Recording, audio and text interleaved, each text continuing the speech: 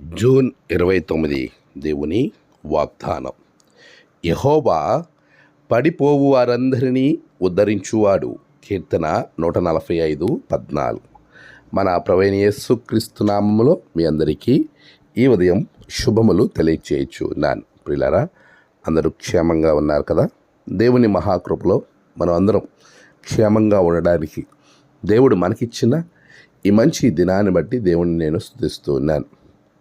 దేవుడు మనల్ని ఎప్పుడు కూడా కాపాడేవాడు, బలపరిచేవాడు, ఉద్ధరించేవాడు అని అనేక వాగ్దానాలు వింటూ ఉన్నాం. చాలాసార్లు సంతోషంగా ఉన్న వారి దగ్గరికి వెళ్ళి వారి సంతోషంలో పాలుపంపులు పొందటానికి చాలామంది ఇష్టపడతా ఉంటారు. కానీ దుఃఖంలో ఉన్న కుటుంబాన్ని పరామర్శించడం, వారి దుఃఖంలో పాలు పంచుకోవడం, వారు దుఃఖంలో ఉన్నప్పుడు వారిని బలపరచడం అనే చేసే ప్రక్రియ ఏదైతే ఉందో అది చాలామందికి కొంచెం దూరంగా ఉంటుంది. ఈరోజు ప్రభు మనకి ఇచ్చే వాగ్దానాన్ని గమనిస్తే, నీ సంతోషంలో కాదు, నీవు పడిపోయినప్పుడు, నాకు ఎవరూ లేరు అని నువ్వు భావిస్తున్నప్పుడు, నేను ఎలాగున మరలా పూర్వస్థితిని రాగలను అని నువ్వు అనుకుంటున్నప్పుడు ప్రభు నీ ప్రక్కనే ఉండి నిన్ను ఉద్ధరిస్తాడు. పడిపోయిన వారిని అందరినీ ఉద్ధరించే దేవుడు మన దేవుడు. నువ్వు అనుకోవచ్చు, నాతో ఎవరూ లేరు, నేను ఒంటరిగా ఉన్నాను అని. నువ్వు బాధపడవచ్చు, అందరూ నన్ను ఒంటరి చేశారు అని. లేక అందరూ ఉన్నా నేను ఒంటరిగా ఉన్నానేంటి అనే భావన నీకు రావచ్చు. కానీ ప్రభు అంటున్నాడు, నువ్వు ఎలాంటి పరిస్థితుల్లో నుండి పడిపోయినా కానీ నేను నిన్ను ఉద్ధరిస్తాను. ఈరోజు ప్రియ విశ్వాసి, నువ్వు ఒంటరి కాదు. ప్రియ తమ్ముడు, చెల్లి, నీవు ఒంటరి కానే కాదు. దేవుడు నీతో ఉన్నాడు, నిన్ను ఉద్ధరిస్తాడు. ఎక్కడైతే నువ్వు పడిపోయానని నువ్వు భావిస్తున్నావో అదే స్థలంలో, అదే ప్రదేశంలో నిన్ను ఉన్నతమైనటువంటి స్థాయిలో దేవుడు పెడతాడు.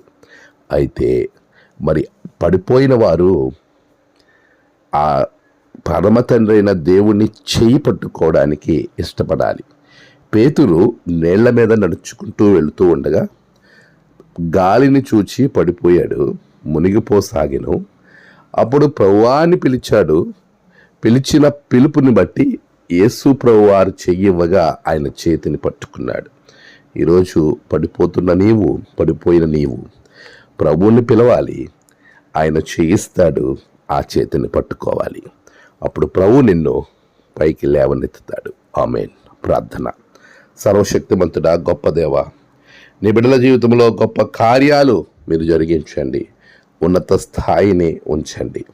ఈరోజు వారి ప్రయాణాలు, పనులు విజయవంతంగా అనుగ్రహించండి. నేడు జన్మదినము, వివాహదినము, ఆయా విశేష దినములు జరుపుకుంటున్న బిడ్డలకు నువ్వు తోడుగా ఉండండి.